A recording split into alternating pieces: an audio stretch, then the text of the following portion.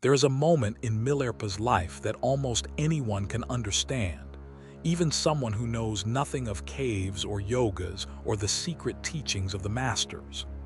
It is the moment when his younger sister, Peta, finds him again after all those years of wandering and begging, and bursts into tears, not from joy, but from shame. She had searched for him for a long time.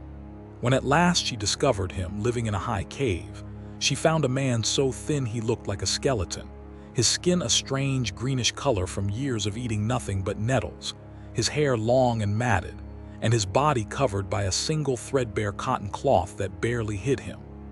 Peta wept and cried out that he was not even decent, that he had nothing, no robes, no roof, no respect, nothing that a man could show to the world.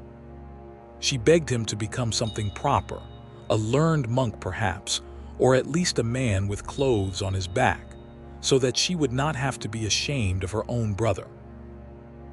Milarepa did not scold her.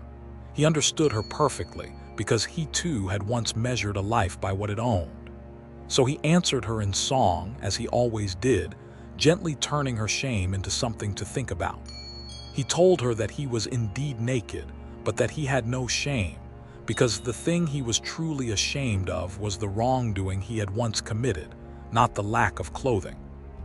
He told her that her fine cloth covered a body that would still grow old and die, while his nakedness covered a mind that was free. He sang that what looked like poverty to her was, to him, the greatest wealth a person could hold, the freedom of needing nothing at all. Peta did not understand all of it at once, but something in her began to soften, and over time she stayed near him, and she too entered the path. This tenderness toward ordinary people runs through all of Milarepa's story. He was not a yogi who only spoke to scholars and noble disciples. He sang to whoever came to him, and the most unlikely people came. There were women who became his disciples and reached deep realization, women who in the Tibet of that time were often given little room for such things, yet whom Milarepa taught without hesitation. There were simple villagers, herders and beggars, people with no learning, who received from him not complicated doctrines but living songs they could carry in their hearts. One of the most famous encounters is the story of the hunter named Gonpo Dorje. The hunter was chasing a frightened deer through the mountains, his dogs close behind, when the trembling animal fled straight to where Milarepa sat in meditation. Milarepa, full of compassion, sang to calm the deer, and the creature lay down peacefully at his side. The dogs arrived, wild and snarling, and they too grew quiet under his song. Then came the hunter himself, furious, bow drawn, certain this strange green hermit had stolen his prey. He even shot an arrow, but it missed. Milarepa simply kept singing, telling him that the true hunt was not for deer but for the restless mind, and that the real enemy to be conquered was his own anger and craving. Slowly, the hunter's rage drained away. He looked at the deer, the dogs, and the calm man before him, and something broke open in him. Gonpo Dorje laid down his bow and became a disciple. There are many such stories.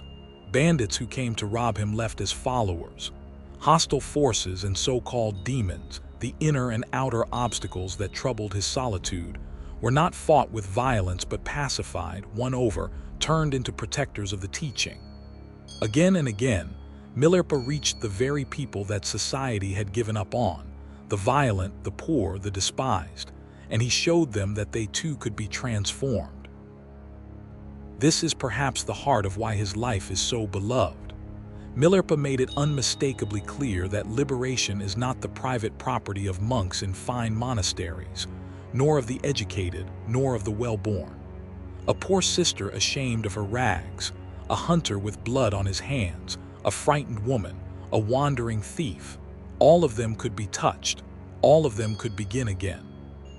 He met each person exactly where they stood in their fear, their shame, or their anger, and offered not judgment but a song that opened a door. The greatest teaching, he showed, can be given to the smallest person, and the lowest life can still turn toward the light. And this brings us to a question that his whole story has been circling from the very beginning. If a man who killed 35 people could reach full enlightenment, and if a frightened hunter and a humble sister could be lifted up, then what exactly are the laws that govern such a transformation? In the next chapter, we will step back from the story itself and look closely at karma, at cause and effect, and at the astonishing possibility of redemption that Milarepa's life holds out to every one of us.